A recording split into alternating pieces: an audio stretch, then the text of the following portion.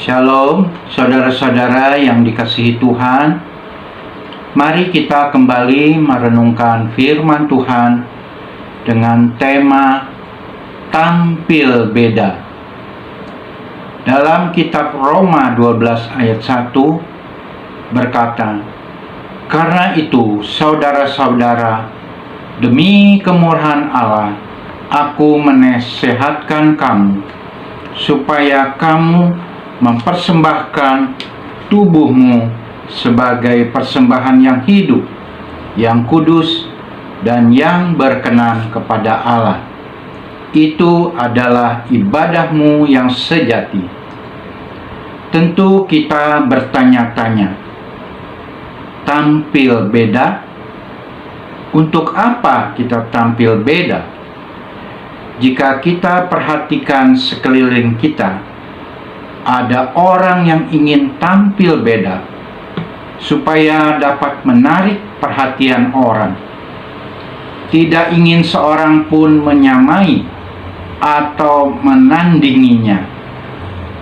Dan ada pula yang ingin tampil beda karena dengan cara itu ia ingin membuktikan bahwa dia mampu melakukan dan memiliki apa yang tidak sanggup dilakukan atau dimiliki orang lain.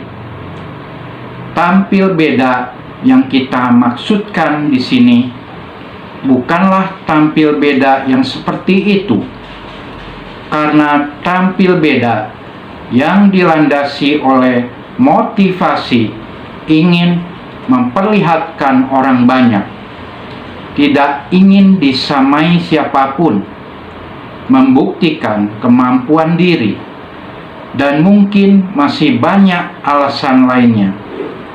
Semuanya itu dilandasi oleh akar dosa yang sama, yaitu dosa kesombongan. Tuhan ingin kita ini tampil beda, bukan untuk sebuah kesombongan, melainkan Tuhan ingin kita berpikir dengan cara pikir Tuhan. Walaupun cara pikir ilahi seperti ini sama sekali berbeda dengan cara pikir yang dianut dunia. Hal inilah yang menuntut sebuah roh keberanian. Beranikah kita ikut cara berpikir Tuhan? Walaupun untuk itu kita harus tampil beda dari orang-orang di sekeliling kita.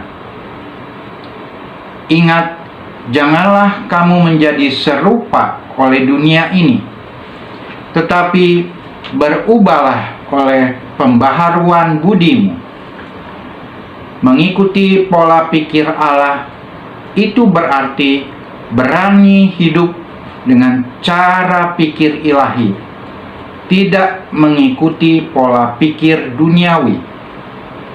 Cara ini memampukan kita untuk dapat membedakan beberapa tingkatan kehendak Allah. Yang pertama, baik di hadapan Tuhan. Yang kedua, berkenan kepada Tuhan. Yang ketiga, sempurna di hati Tuhan. Contoh kecil saja, prinsip ekonomi dunia berkata bahwa dengan pengorbanan sekecil-kecilnya mendapat keuntungan yang sebesar-besarnya. Prinsip ini sangat berbeda sekali dengan prinsip ekonomi Alkitab.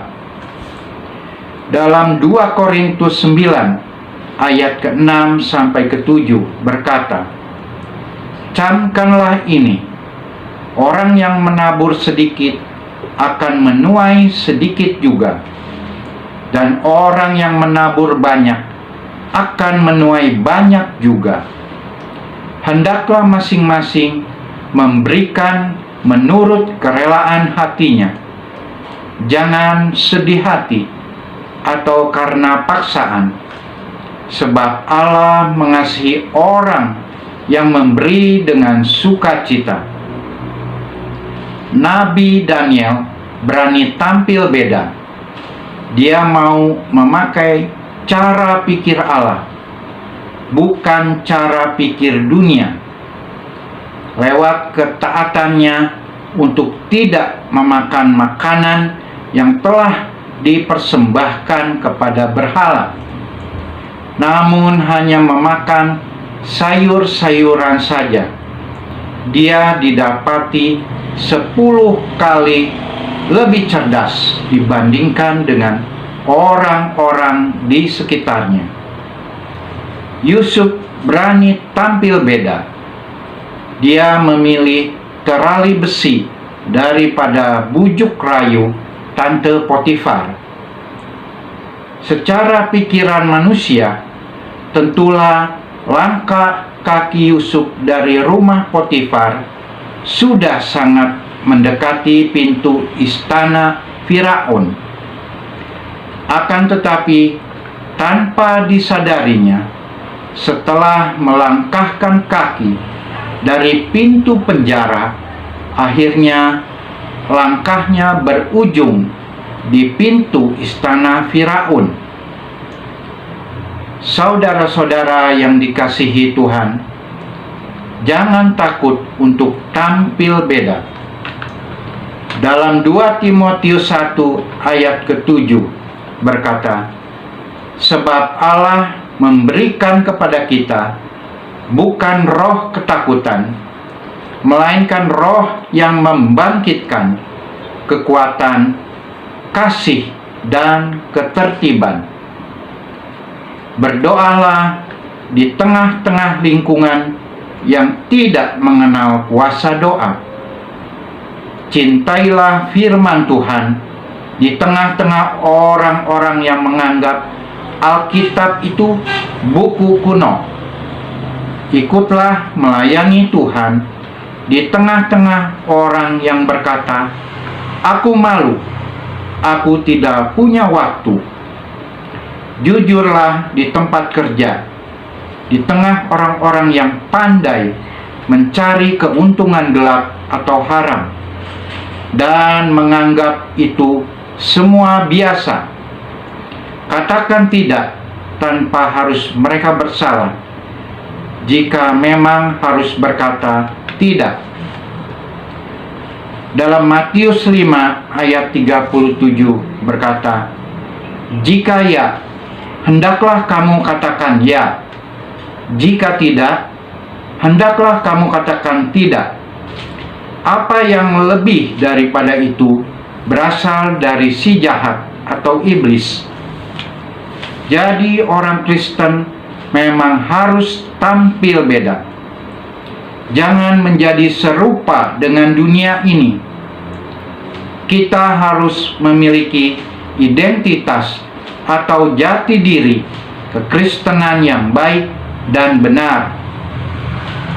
Iman, kepercayaan, dan keyakinan kepada Kristus bukan hanya untuk dipercayai dan dikatakan, tapi harus dinyatakan dalam perbuatan kita. Artinya adalah semua pengajaran Kristus yang diteruskan oleh rasul-rasulnya dan semua hamba-hamba Tuhan ini harus diberlakukan dengan baik dan benar, tanpa kompromi sedikit pun dengan kejahatan. Itu harus menjadi gaya hidup orang Kristen. Orang Kristen harus berani berbeda. Jika di lingkungan kita semua orang pencuri, pemfitnah, pembunuh, dan pelaku berbagai kejahatan lainnya, janganlah kita terpengaruh mengikuti mereka. Tetaplah dalam jati diri Kristen.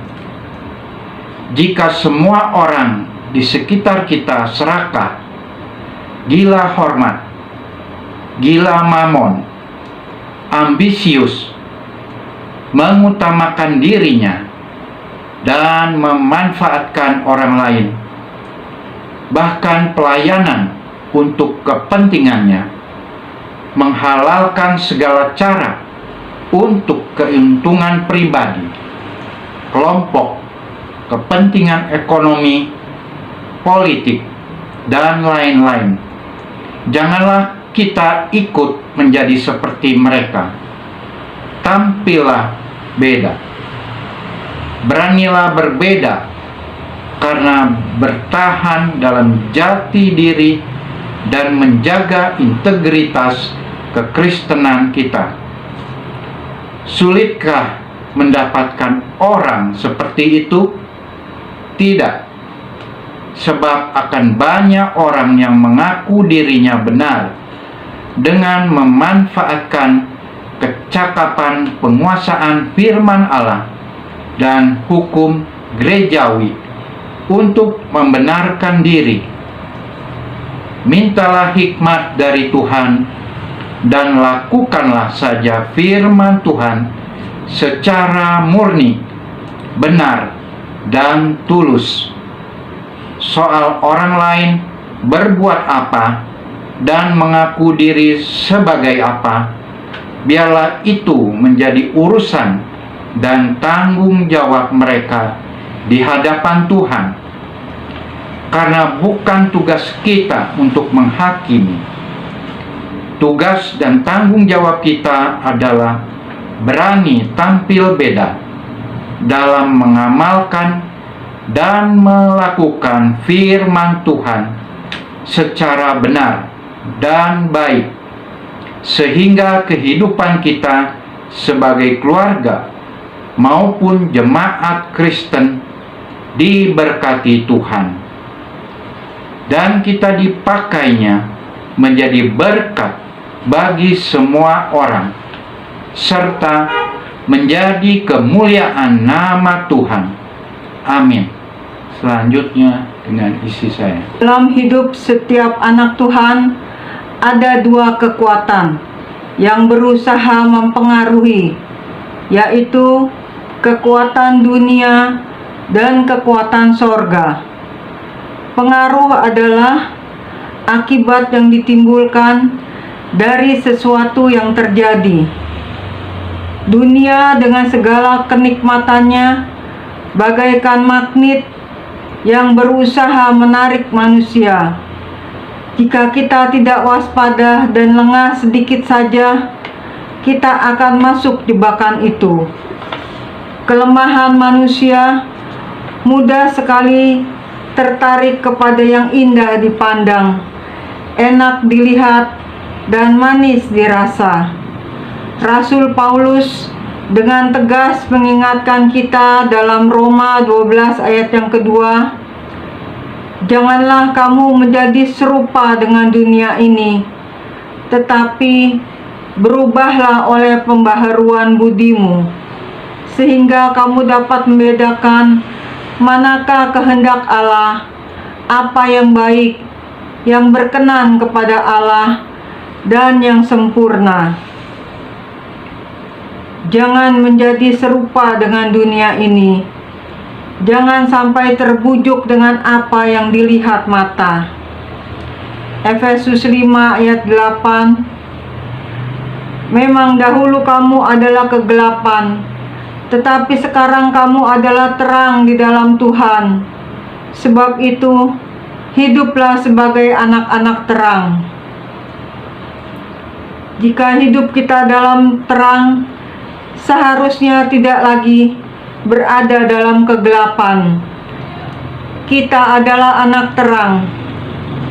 Anak terang yaitu orang yang rohaninya hidup bersinar.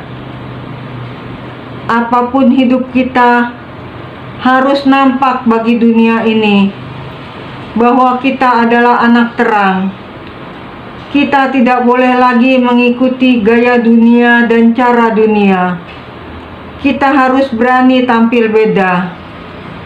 Jadi, pada waktu kita dihadapkan dengan bujukan dunia, kita harus sadar bahwa kita adalah anak terang. Anak terang tidak sama dengan anak kegelapan. Anak Tuhan atau anak terang seharusnya hidup sudah benar-benar diubah 180 derajat ke arah Kristus. Hidup sebagai anak terang akan memampukan kita tidak lagi menyukai kegelapan. Dalam Roma 12 ayat 17, janganlah membalas kejahatan dengan kejahatan. Lakukanlah apa yang baik bagi semua orang. Apakah kita bisa hidup dengan prinsip yang dikatakan dalam Roma 12 ayat 17? Air laut rasanya asin, tapi rasa ikannya tidak asin. Kita belajar dari ikan di laut. Dia hidup di laut yang airnya asin, tapi daging ikannya tetap tawar. Mengapa kita hidup di dunia tapi tidak bisa menampilkan hidup dengan prinsip sorga? Ikan laut mempunyai kemampuan untuk mencegah mineral garam dari air laut meresap ke dalam tubuhnya dan bisa menyaring apa yang dibutuhkan oleh tubuhnya.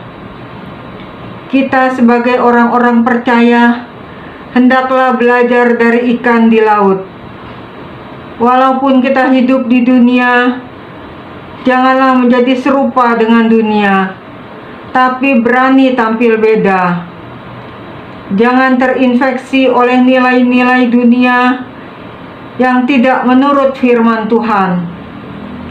Kita diberi hikmat ilahi untuk menuntun hidup kita hari demi hari untuk hidup di dunia ini. Anak terang tidak boleh hidup dalam kegelapan. Kita harus mampu mencegah pengaruh buruk dari dunia, dan kita harus bisa menyaring apa yang berguna untuk tubuh kita. Jangan meniru dunia. Barang tiruan kesannya negatif dan buruk. Selain harganya berbeda jauh, juga mutunya tidak bagus. Matius 5 ayat 14, kamu adalah terang dunia. Kota yang terletak di atas gunung tidak mungkin tersembunyi. Tuhan meminta kita membawa terang bagi kehidupan banyak orang. Amin. Tuhan Yesus memberkati.